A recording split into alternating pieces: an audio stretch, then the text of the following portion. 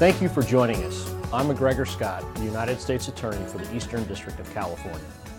The Internet is without question one of the great advances of our age. It is a magnificent location for the exchange of ideas and information.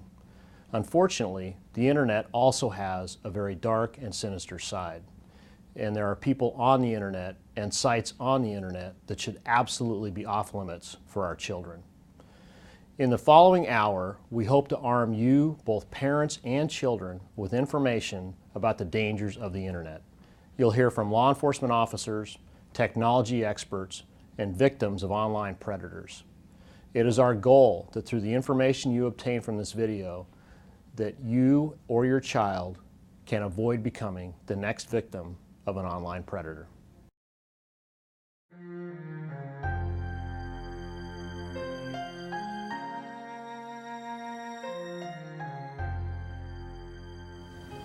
Earlier this year, the Department of Justice, led by Al Gonzalez, launched Project Safe Childhood to help federal, state, and local enforcement officials investigate and prosecute crimes against children that are facilitated by the Internet and other electronic communications. The most basic and most important role of any civilized society is to protect its children. It is a challenge that never ends. After all, there are so many dangers that we must protect our kids from. Injury and illness, drugs and gangs. The list is frightening and it is long. One threat haunts us more than all the others, the threat of sexual predators. Their crimes against children are irreversible. Their pain lasts a lifetime because it steals the gift of innocence. At times, it seems as if we cannot stay ahead of the threats against our kids. And there is a cruel irony in the fact that society's technological advancements have provided those who seek to hurt our children with new opportunities. Every day, children are sexually solicited online.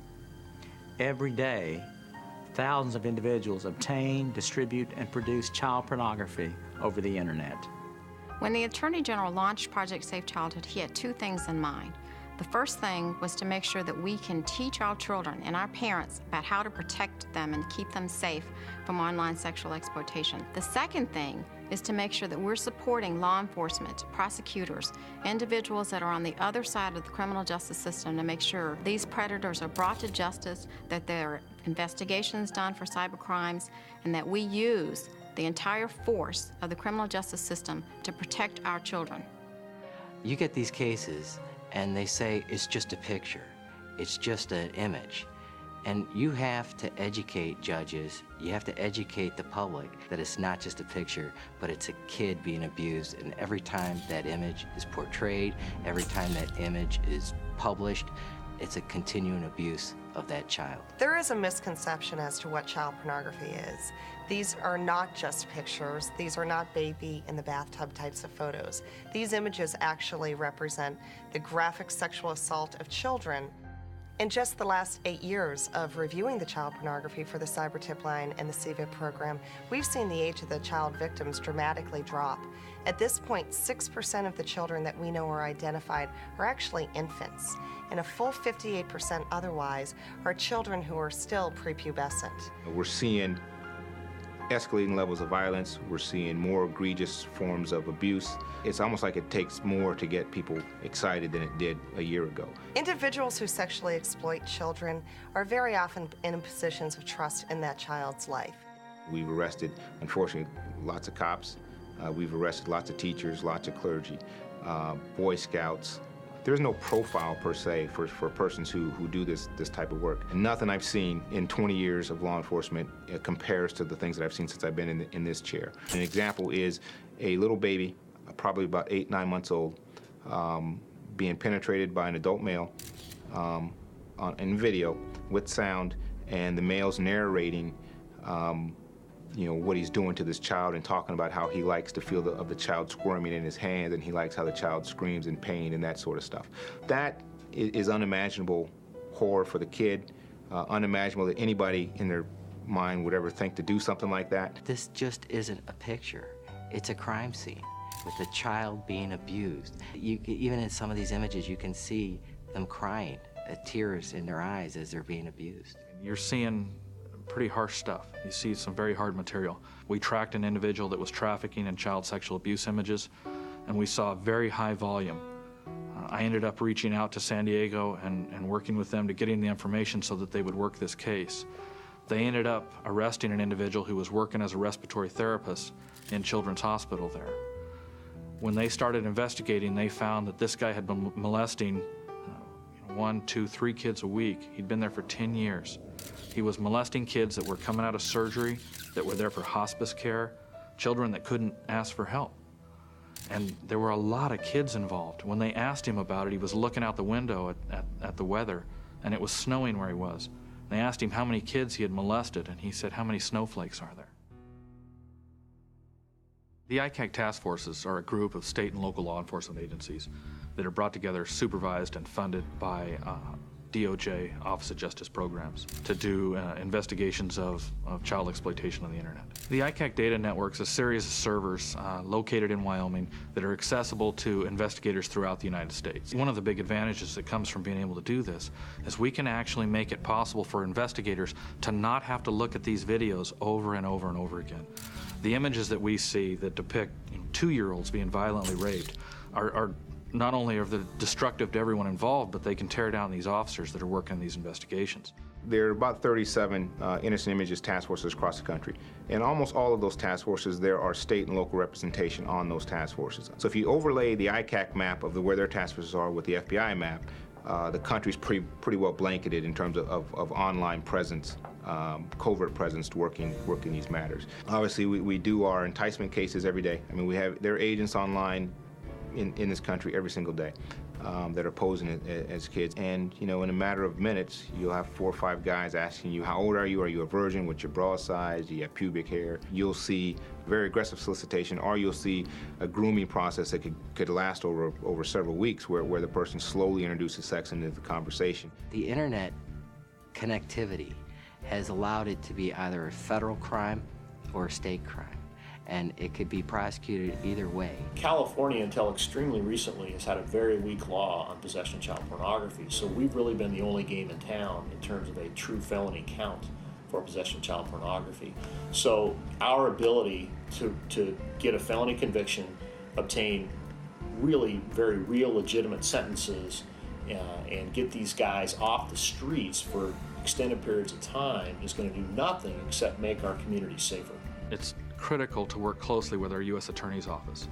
Where an individual in state court might get probation or a year in jail, we often can get much heavier sentences through the coordination of our assistant U.S. attorneys that are assigned to investigate these cases. We've had a number of cases in past years up to the present where we have partnered with district attorneys where they will prosecute the same suspect for child molestation charges while we will prosecute that person for child pornography charges. We use that as a heavy hammer when we have cases in the state system. The Brownie case is a case that involves a little girl who was being sexually abused by an adult. This particular case probably has the worst images I've ever seen. The pictures were seen in late November of 2003 in Denmark. The officer in Denmark put it on a network that was run by Interpol, sent it to the Canadians, the Canadian Toronto police. The Toronto police had done some training with us prior to that. They got the picture, they looked at it, they saw the Brownie uniform that appeared to them to be an American uniform. They contacted agents here. The perpetrator had obliterated the Brownie, the troop number on the uniform.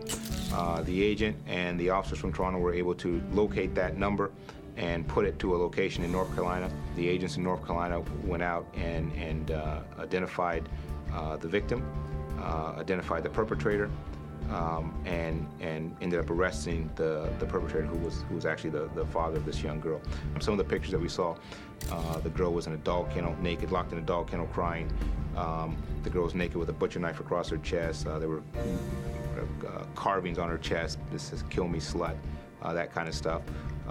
urination on the child. In the exploitation of the data that we recovered at the search, we found, I believe, 188,000 images of child abuse. It's terrible that these children are going to have to live for the rest of their lives, not only having to live with what happened to them, but the fact that their exploitation is now shared around the world with individuals who are getting sexual gratification by collecting their photos. There's been a positive impact in respect that everyone in the Bureau and everyone across the law enforcement community that works this violation is on the same page. Once you make that relationship lasts, and it goes across all programs. Everybody has a tool that they can bring towards this fight against child sexual exploitation, whether it be the U.S. Attorney's Office or the ICAC Task Force or the Innocent Images program within your community, the local law enforcement agencies, as well as entities such as the National Center for Missing and Exploited Children. Whatever the turf battles might be, whatever the conflicts might be between interagencies, when we're talking about this issue, all that stuff falls away. We're all kind of focused on the same thing. We're all focused on saving kids. From where I sit, there's no option for that. I mean, we can't be effective if we're not working together. We just can't. I think if you'll speak with most investigators or prosecutors, the one key component that you'll hear in the success of these types of cases is collaboration with other agencies. It's been a successful prosecution team with the U.S. attorneys, the county prosecutors, and local law enforcement all working together and doing the number one goal, which everyone wants, is protect our children. The law enforcement is working together. We're very aggressive. We're much more aggressive than we were even a couple years ago in terms of addressing this problem, but it's a huge problem. It's far more important, I think, that this not be the flavor of the month. We want this to be a very sustained operation that has meaningful results to ensure safer communities. Task forces cannot do it alone. We will need the help of every individual in the law enforcement community. I encourage you, whether you're a parent, concerned law enforcement member, at the federal, state, or local level, we must all do what we can as concerned citizens and criminal justice professionals to make sure that our children are kept safe. The best long-term solution here is information and education. We've got to prevent our way out of this problem. You can help me teach parents that they must stay vigilant, stay smart, and most of all, let's work together to make sure we're keeping our children safe from online sexual exploitation. To stop this problem from becoming more pervasive than it is, we need three elements coming together. We need education, we need prevention, and we need enforcement. Project Safe Childhood pulls all of those elements together to make sure we are keeping America's children safe. In order to confront this threat to our kids, we must rise up together as soldiers in the armies of compassion called to action by President Bush.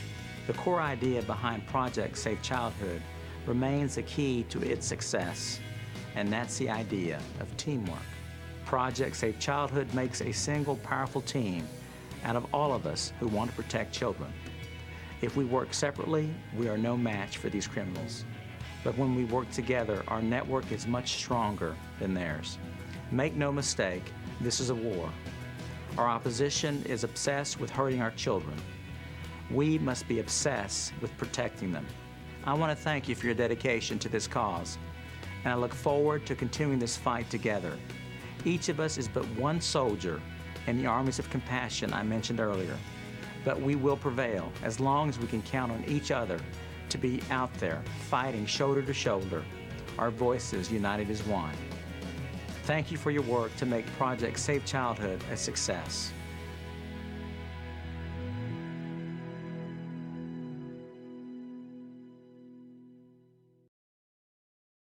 Well, I think that 12 or 13 minute video does a terrific job of telling the tale in a very short narrative fashion that is both entertaining, and I use that term in its broad sense, as well as very informative. So our goal here this evening is to help you parents have a better understanding of what this technology is all about, the dangers that are posed, as well as what you can try to do about it.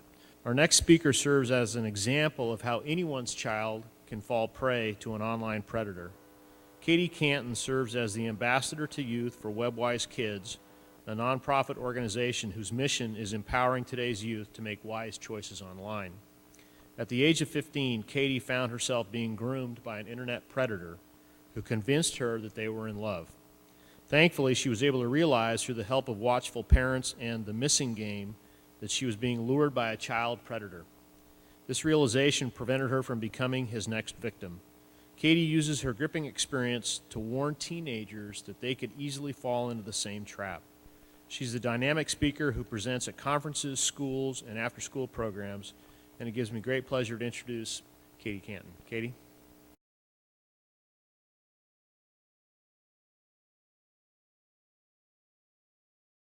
My name is Katie. I'm 20 now, and when I was 15, I met a man on the internet. I went into a chat room. I was bored. I was just sort of chatting, and I met John.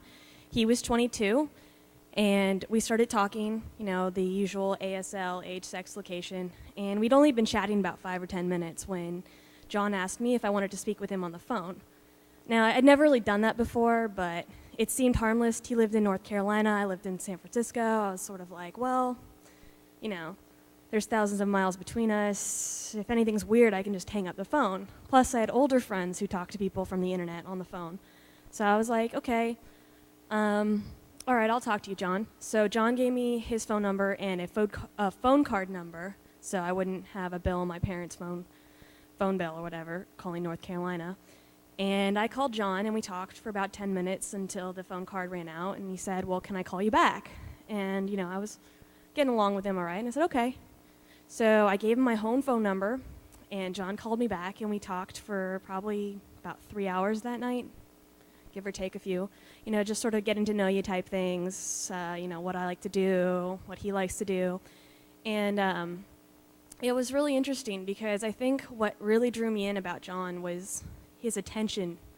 It was just so, it felt really good to have this man who wanted to know about me. He cared about me. He wasn't, interrupting me. He wasn't, he wanted to know about me, and he cared what I had to say.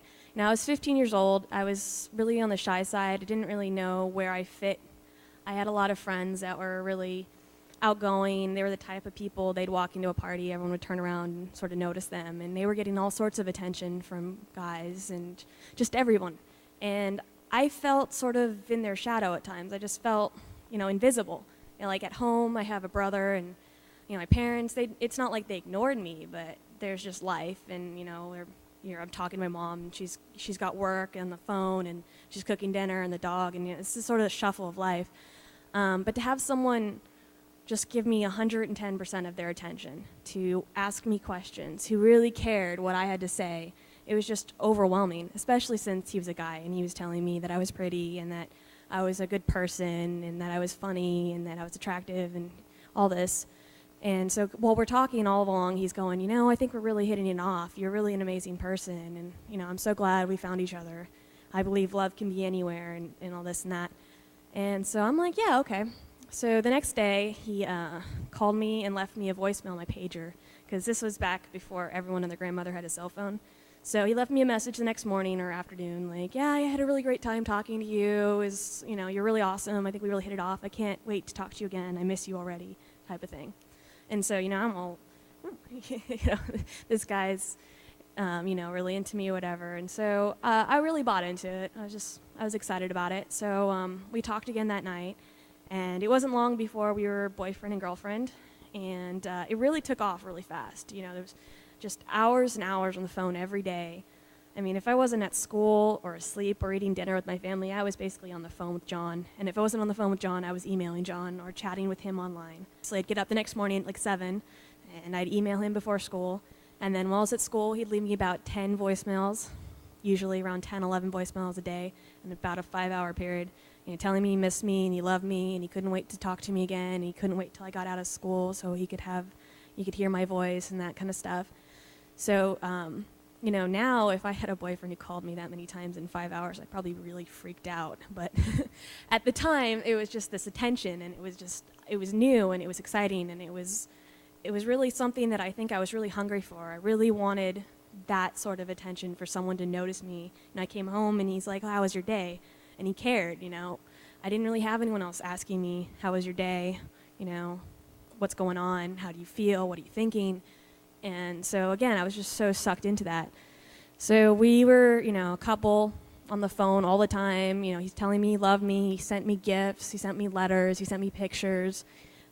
He told me I was the one. He wanted to marry me. And as we continued to talk, he started to slowly introduce me to things that I don't think I really was ready to talk about. He started bringing up sex and sexual content. And the first time he actually said the word sex, I freaked out. I was like, no, I'm never having sex with you. Don't even go there. And he's like, look, calm down. I'm not going to ever make you do anything you don't want to do. I just want you to be comfortable talking about it. And he just really, really subtly and very slowly sort of edged it in there to our conversation until towards the end of our relationship, it was something that we talked about a lot and very openly. And it was something that, really made me uncomfortable, but he kind of pushed me into it. And then it kind of became just what we did. So anyway, this is all going on, and my parents obviously know about John because I'm on their phone for hours and hours and hours every night. And I think there were several factors about it. Like, one, John wanted me to tell my parents all about him. He's always saying, tell your mom and dad about me. Tell them how great I am. Tell your mom what a nice guy I am. Tell your dad you want to marry me. Tell him, how great and wonderful and amazing I am. So I was constantly talking about John. I was like, yeah, John this, John that. And so my parents, I think, one, they sort of thought of him as a pen pal. They knew he lived in North Carolina. I don't think they knew his exact age. I think I was sort of like, oh yeah, John, he's 20. And so they sort of thought, what's going to happen? He lives across the country. They're just emailing, talking on the phone. She's happy, And another thing was, actually I didn't even realize this till a couple years after the fact, and I was talking about it one day, and I realized, I'd gone through this really hard time the year before. When I was 14, it was my first year in high school, and I had a really hard transition. I basically made friends with the wrong people, started hanging out with some older kids, not making very wise choices, started getting into trouble. And my parents, from their side, they all of a sudden didn't know who I was. And I stopped talking to them, I stopped communicating with them. I started acting very different, I was very angry, and I was very closed off, So all of a sudden, their kid is just someone else. I was doing these things that they couldn't imagine me doing before. They didn't know what I was up to half the time. I don't think they really wanted to know. And they were just terrified because they had no way to talk to me. They didn't know who I was. They didn't know how to get through to me. And it was a really, really, really, really rough year. And I was sort of coming out of that at the time I met John. And we were rebuilding trust and rebuilding our relationship. And I think my parents were terrified to overreact to something small, If they overreacted to something that wasn't a big deal, maybe I'd shut them out again. Maybe I'd stop talking again. Maybe I'd freak out and be like, you guys, you're not cool. You don't understand. So they kind of backed off on that more than I think they would have in other situations. Anyway, so they thought it was pretty harmless, I guess. Now, John had started talking to me about visiting from day one. But, obviously I couldn't just go to my parents and be like, yeah, so this guy from North Carolina wants to come see me. Also, I think I told him that he was a friend of a friend of a friend type thing. Anyway, so John's coming out. He's bought a plane ticket, and now I have to tell my parents. And so I went to my mom because I knew she was the easiest. I'm like, yeah, John. Well, the reason we started talking is he planned to move to California, He'd already planned that. And then we started talking. And he's coming out to look for a place to live. All of this wasn't true, of course, but she didn't know that was the case. So I was like, I was wondering if he could stay with us. And so my mom is sitting there trying to be open-minded. She's trying to understand what's going on. I mean, just culturally different from what she grew up with. So she's like, well, maybe. It sounds okay, but you really need to talk to your father. So, of course, I did what many 15-year-olds often do. I turned around and said, hey, Dad, Mom said yes. So they were kind of stuck with that. So now at this point, my dad, he just realized right away, there's only one thing this 20-something-year-old man is going to fly across the country to visit my 15-year-old daughter for, and that's sex, and he's not going to get it.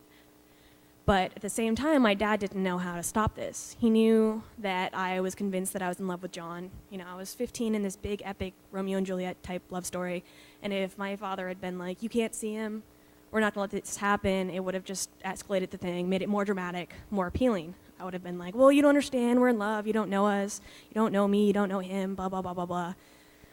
Who knows what would have happened. So my dad's just sitting there playing this out in his head going, I know my daughter, she's she's going to probably be more inclined to run the other way if I tell her no. What do I do? And so he actually worked for the city of San Francisco at the time, and he just met this police officer from the Internet Crimes Division, the ICAC unit, which is Internet Crimes Against Children, about probably like a month before this had all started. And he pulled out her card and was like, he called her up and he's like, her name was Officer Mercer, so he called her up and he's like, oh, look, I don't know if I'm overreacting or not, but I've got this 15-year-old daughter and she's been talking to this man. I know he's older. You know, I think they may have met on the internet, but they've been talking, you know, quite a bit, and now he's coming out to visit. So Officer Mercer was like, you know what, I need you and your wife to be in my office tonight. They hadn't told her anything, and she sat there and looked at them and said, well, she's doing this, she's saying that, this is going on, he's doing this, you know, things like he's sending her gifts, she's on the phone with him all the time, she talks about him like this, you know, he's saying this to her. And obviously I didn't know what our conversations contained, but you know, a lot of the stuff was just spot on, and they're going, how do you know these things? You know, we didn't tell you anything. How do you know what's going on in our home? Like, this is, how? And Officer Mercer said, well, this is, you know, pretty typical behavior of an internet predator. And so now my parents are really freaking out. They're like, well, what do we do? You know, this terrible person has gotten to our daughter. She's in love with him. She's sided with him. We can't, how do we tell her? How do we say this person is a bad person who wants to hurt you when you think you're in love with them, you know? And so Officer Mercer gave him the Missing game, which is a computer game that's actually a really good game. So they dragged me kicking and screaming and sat me down in front of our family computer. They had my big brother there as well, who was also kicking and screaming, which I found out later was him just pretending he was in on it, but I didn't know that. So we're sitting there, and you know, I don't want to play this game, you know, I don't like video games, and I don't want to play with you, and I want to go talk to John, and they're like, nope, we're playing this game, you know, sit down. So actually, the game was so good, I was about 10 minutes in. If my parents had said, you couldn't go back to your room, I would have stayed. You know, actually, my brother and I told my dad to get out of the way because he was typing too slow at one point. So it gives you an idea of how engaging this game is. While we were playing the game, there was these really odd moments. There's sort of these red flags popping up in the back of my head. And I was trying to ignore them, but it was really, really strange. These weird coincidences, things that Phantasma, the predator in the game, were saying were, you know, identical to things that John were saying to me, like phrases word for word, and just situations and actions. And, you know, the whole time I'm playing the game and I'm having fun, but all of a sudden I'm starting to realize, you know, wow, this Phantasma guy really sounds like John. And, you know, of course, that would mean that John had been lying to me. You know, the last 3 months of my life had been a lie. This man that I thought cared about me and loved me, you know, wanted to marry me and all that.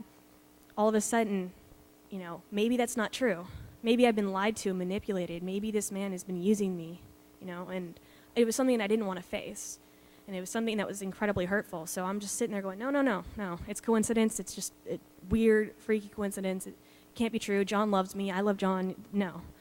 And so this is all going on in the back of my mind, and we finish the game, and I just don't want to deal with it. You know, I just wanted to shut it off. So I run upstairs, and I start going to my bedroom, and my parents are like, no, we're not done. So they sit me down, and they're like, look, we love you. We care about you. We're not trying to ruin your life, but we cannot allow you to meet this man. We don't feel it's safe, you know. I pretty much didn't have any arguments. I mean, I was just sort of in shock at the time, but I think the first things I said were, what am I going to say to John? I said, you know what, John, this is moving really fast, and I'm still really young. I don't know if I can do this. And John just freaked out. Like, he started crying and telling me that he'd been hurt too many times, and he was so sick of it. He was so sick of, you know, people doing things like this to him and breaking his heart, and that he couldn't take it anymore, and that if I broke up with him, he'd kill himself.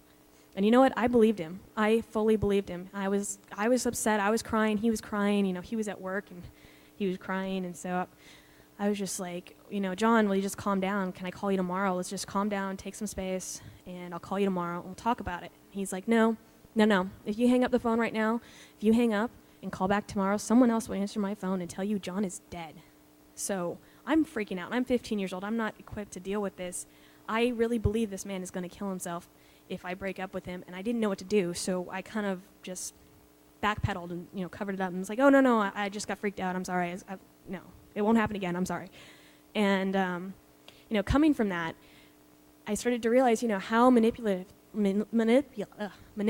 he was, how well he knew me, how well he knew how to play off my guilt, and, you know, he just knew how to make me do anything, really. He could just get me to talk about things I didn't want to talk about, apparently, and just do all this stuff. So I'm sitting there like, well, how am I going to break things off with this man?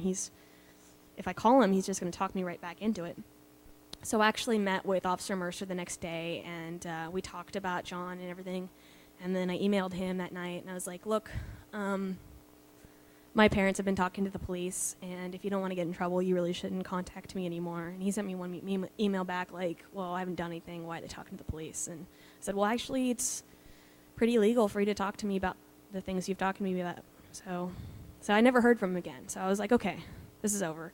I'm not 100% sure he's a predator, but it's very likely that this man has been lying to me. He didn't want me to be with my friends. Like, he wanted me to talk to him all the time.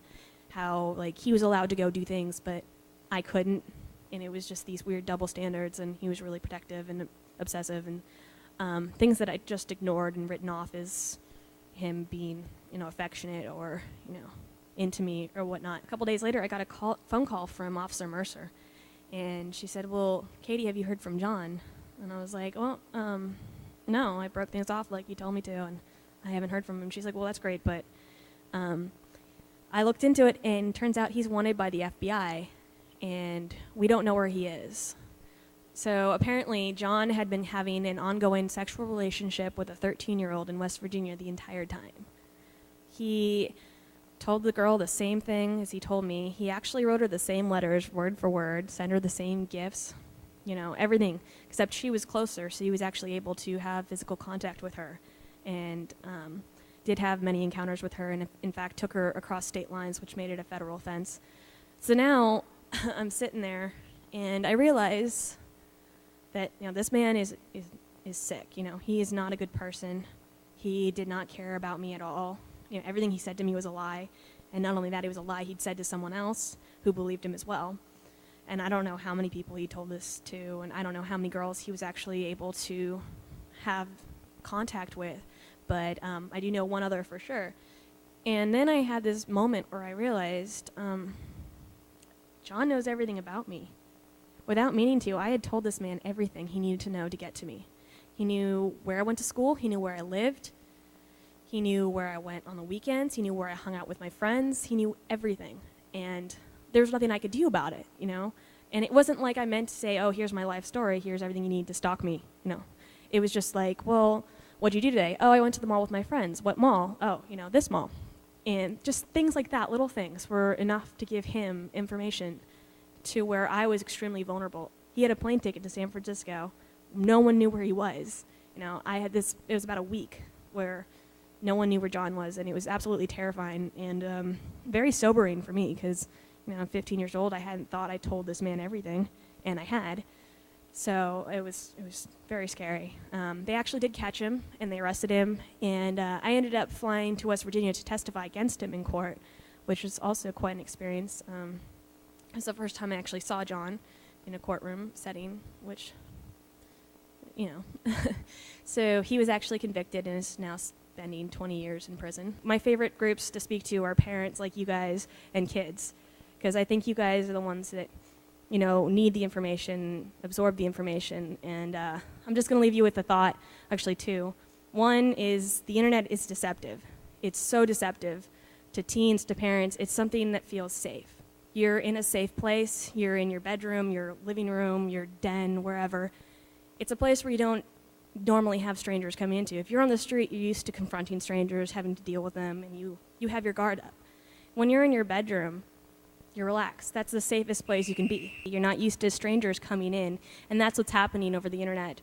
Everyone on the internet is a stranger, whether they know all your favorite shows or not, whether they're cool or not, and it's really hard for teens sometimes to separate that because their friends physically look the same. You know, it's just a name on a screen, and it's really hard to remember that you have no idea who the other person could be. You don't know, you know, you can be anyone, they can be anyone, and it's really hard to remember that. And another thing that, my other point is mostly for parents, that the internet is a privilege. It's really hard to look at it that way, especially if your teens know more about the internet than you do. It's important for parents to have open dialogue with kids. You know, talk to your kids, know what's going on online. You know, it shouldn't be some foreign world. You know, sometimes I've had parents who've actually gone down and said to their kids, you know, show me how to use this, and the kids do. And it seems really scary, but as long as the lines of communication are open, I think it's really a positive thing.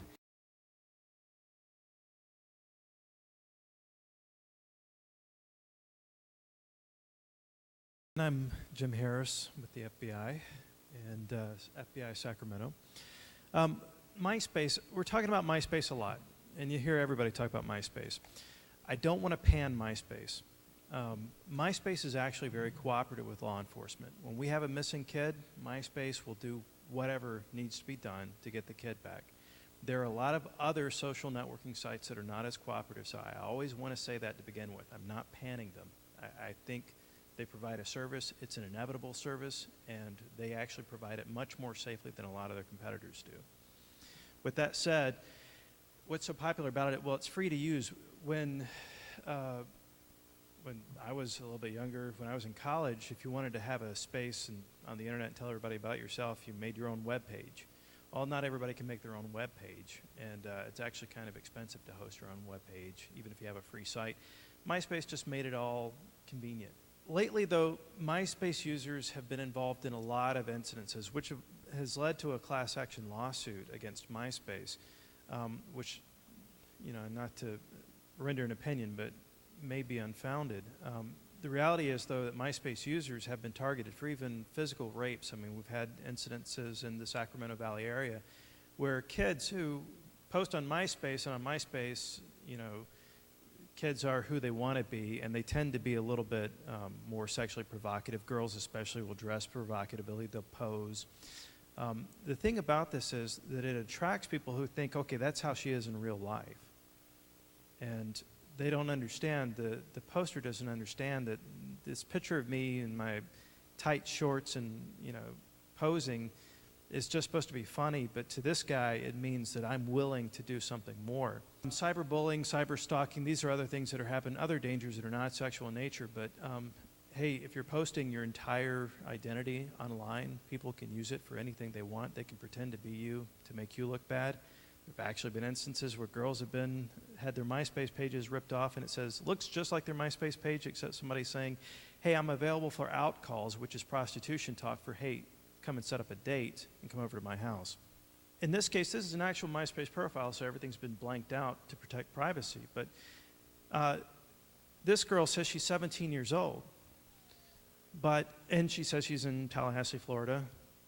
But over here, she says she's actually 13 years old, gives her true grade level, her school name, her first name. Okay? Now, why does she say she's 17 to MySpace and then say she's 13 in reality? Well, if you're 13, you can't have a MySpace page.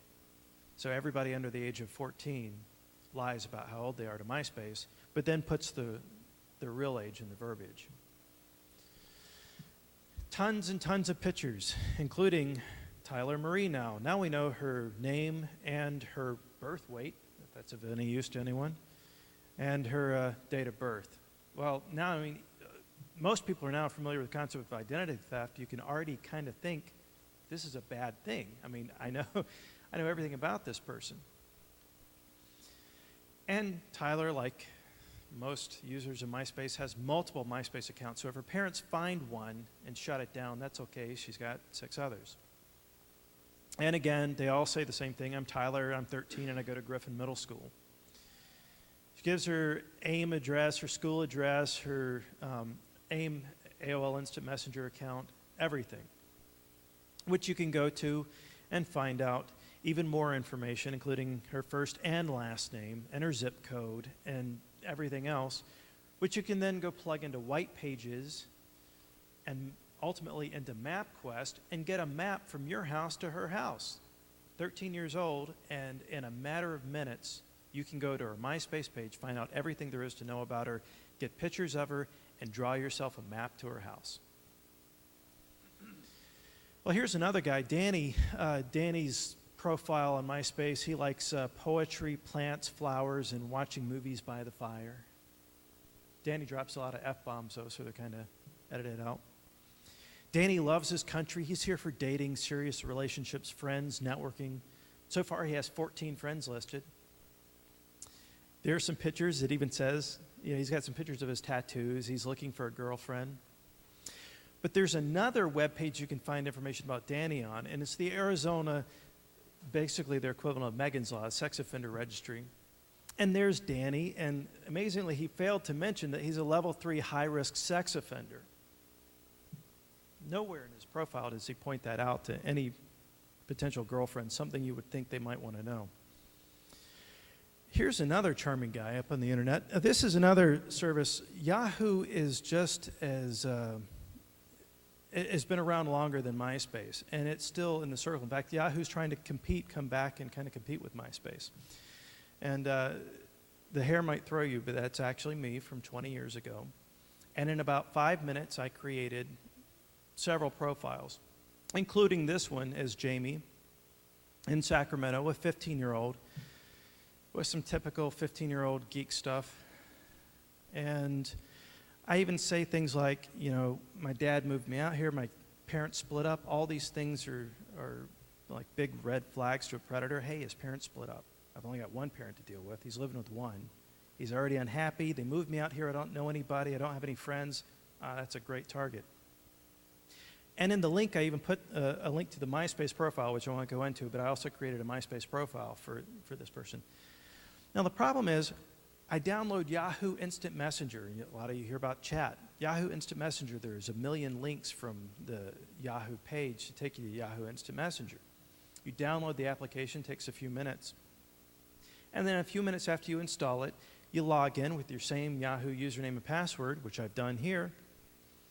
And then I go over to the messenger to the Yahoo connection over here. I go down to Yahoo Chat, and I say I want to join a room.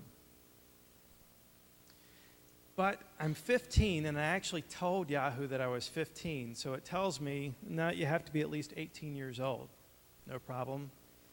In 5 more minutes, I can go back and make another profile.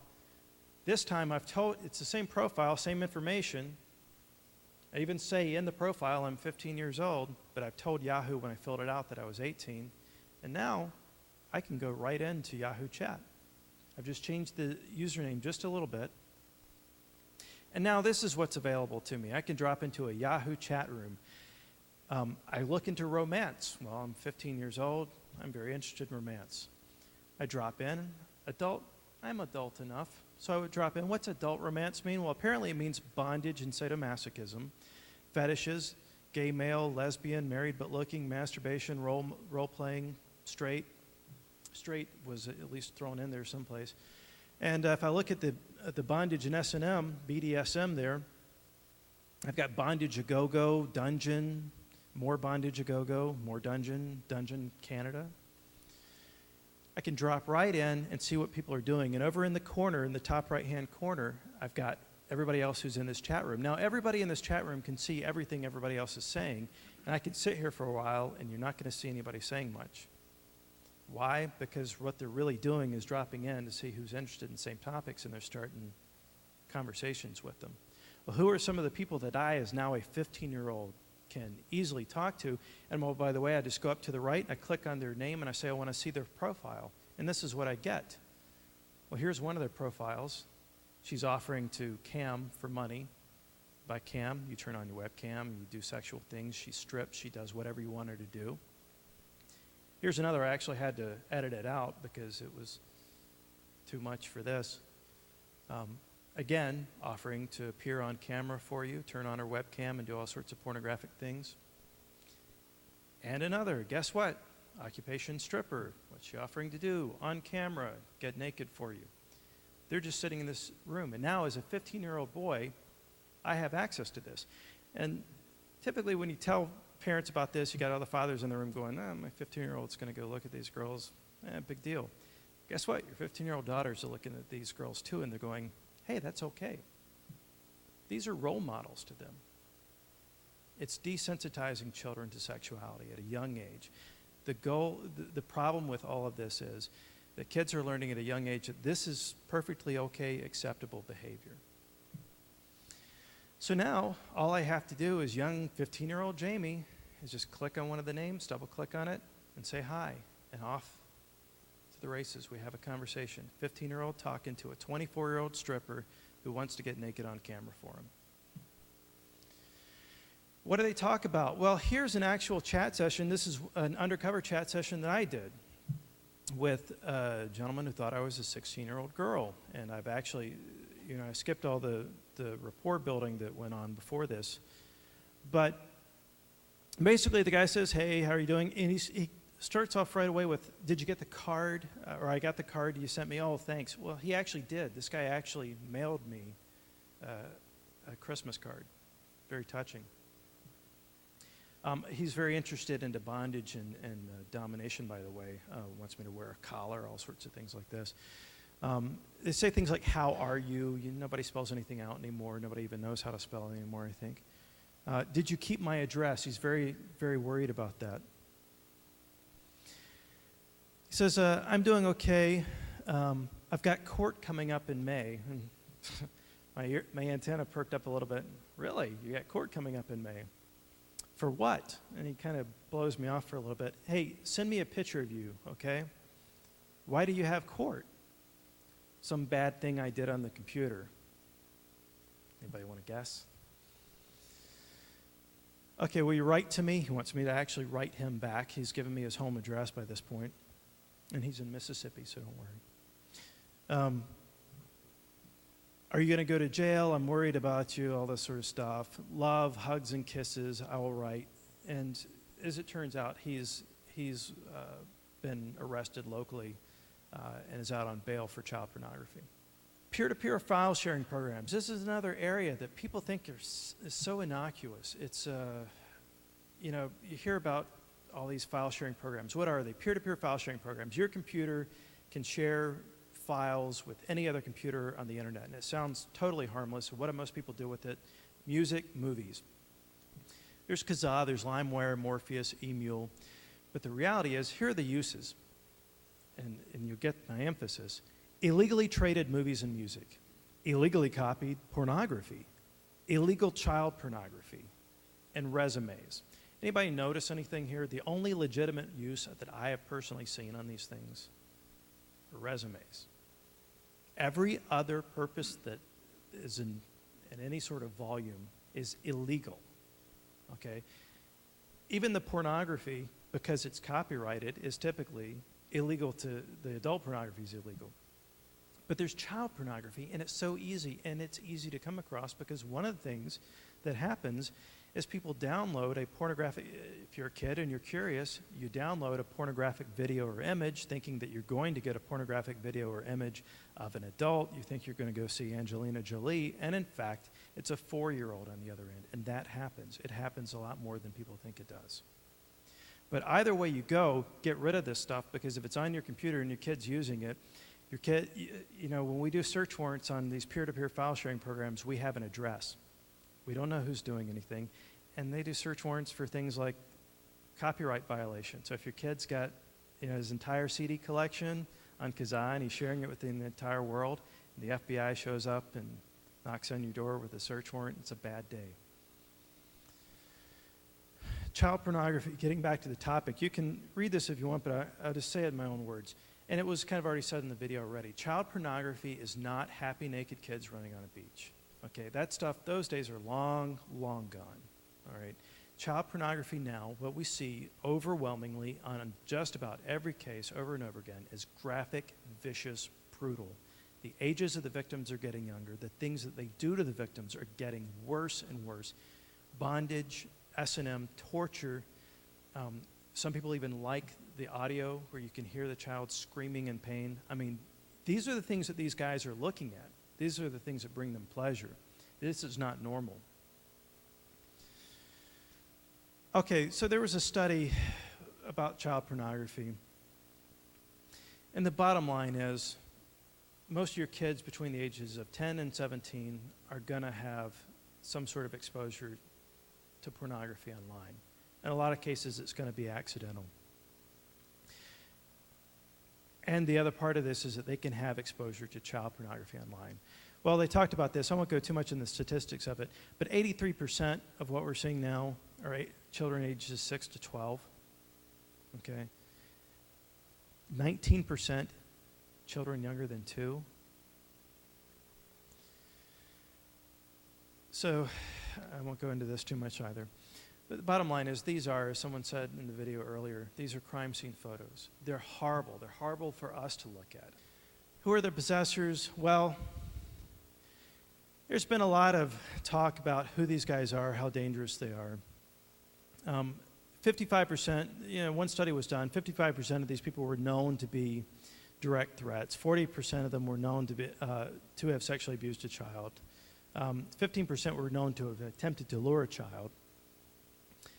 And at the time of the conviction, 42% of the offenders were known to have committed contact sexual offenses. They actually molested a child. 55 known victims. Now, we're talking about a group of only about 62 people here.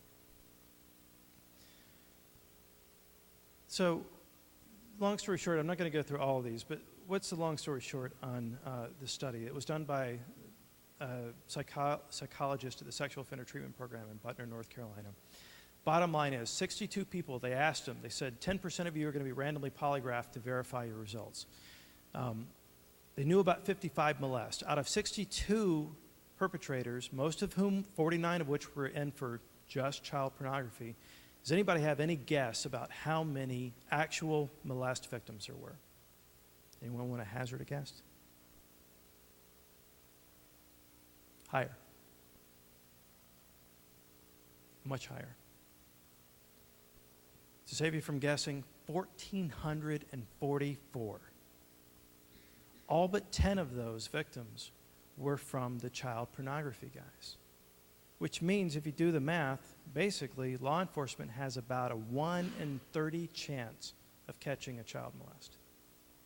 So that means for all the 45,000 registered sex offenders in the Eastern District of California, we've only had, those are the guys who got caught. We only have about a 1 in 30 chance of catching them, so do the math. I just wanted to show you, and this slide is a little bit out of place, I apologize, but on the peer-to-peer file sharing program, this is how easy it is. You download a client. This client took me about 5-10 minutes to download. You install it, you run it, you do a keyword search, and in minutes you start having files appear. They start the download, and you can say, okay, I want this one, this one, this one, this one, and you click on them, and off you go, and in a few minutes later, you have whatever it is on your computer.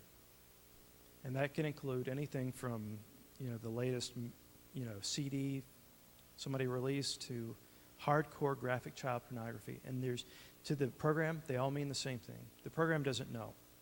It has no filter of content, which means if you have this on there, you're opening the world not only to viruses and things like that, but to all kinds of stuff you do not want your kids to have access to. And there's no way for me to alter this program so that it doesn't look for pornography, it doesn't look for child porn, it filters that stuff out. It's all the same to the computer. So what do you do? Well, most of I won't beat it to death because most of it's already been talked about. And, I think the reality is Katie did a better job of talking about it than I would anyhow. Look for these signs. If your kid's spending 8-9 hours a day on the computer, that's a bad sign. If your kid's getting gifts from somebody you don't know, that's a bad sign. If you're talking on the phone to somebody you don't know, these are all things you've got to think about. Gifts in the mail is a big thing. We've arrested a number of people.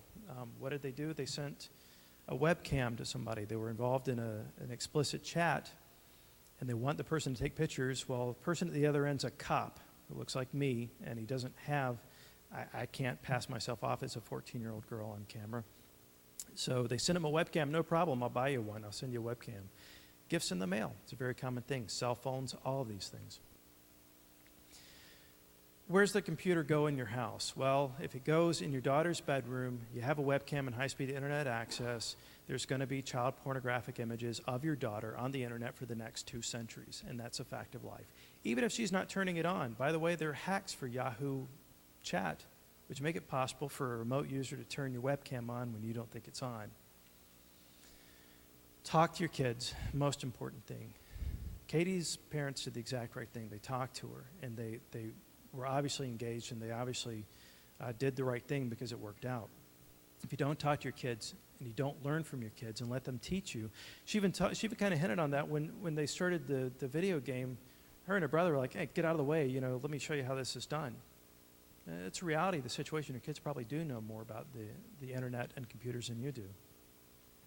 Software and overt surveillance. Okay, there's all kinds of software packages out there, and nobody asked me afterwards which one I recommend because I can't and I won't, and it comes up every single time. There's tons of them out there. Go research them. There's a lot of web pages you can research them. Find the right one, install it, and don't think that just because you installed the software, you're safe. Because the software isn't responsible for your child. The software doesn't know your child, and the software is only logging stuff for you to review. And if you're not reviewing it, it's worthless. Remember who the real victim is. Why I talk about this is in cases where we do have real child victims, we have to talk to parents. It's very difficult sometimes for parents to realize because they're confronted with this knowledge of, oh my God, my kid did this. And it's shocking and it's appalling, and I can't believe she did this. I'm going to just, and the anger starts up and everything else. But the reality is, just like Katie was telling you tonight, these guys know all the angles. They've worked on the kid for a long time. We had a runaway from the Sacramento Valley area, 15 years old, went to go live with her internet boyfriend in another state. After we got her back, trying to piece together what happened, they'd been working on her for 2 years from the time she was 13. 2 years is a long time to wait, but not for the predators. And my last little rule for you is to remember that kids have absolutely no expectation of privacy except for what their parents give them. And it's very difficult for people to understand that, but the common theme through the traveler cases that we have over and over again for the successful traveler cases where the guy got the kid to go is the parents. I didn't want to be that kind of parent, so I let them have their space and their privacy. Well, it doesn't work out. And the reality is you're not there to be their friend. You're not there to be overly permissive. You're there to make sure that they're okay. And you're giving them this tool. It's an amazing tool, and it can show them the entire world. But the reality is it's probably one of the most dangerous things in your house. You wouldn't leave a loaded gun lying around. If you leave this thing lying around and you just think, well, they'll figure out how to use it, you're asking for that same level of trouble. With millions of children using the internet daily, both at school and at home, it is vital that both parents and educators work together to ensure that our children are using the internet wisely and safely.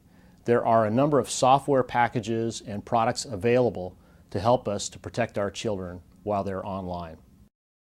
To learn more, please visit the National Center for Missing and Exploited Children website at www.missingkids.com.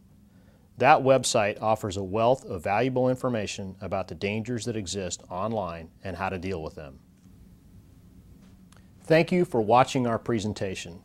Please remember, keeping our children safe on the internet is everyone's job.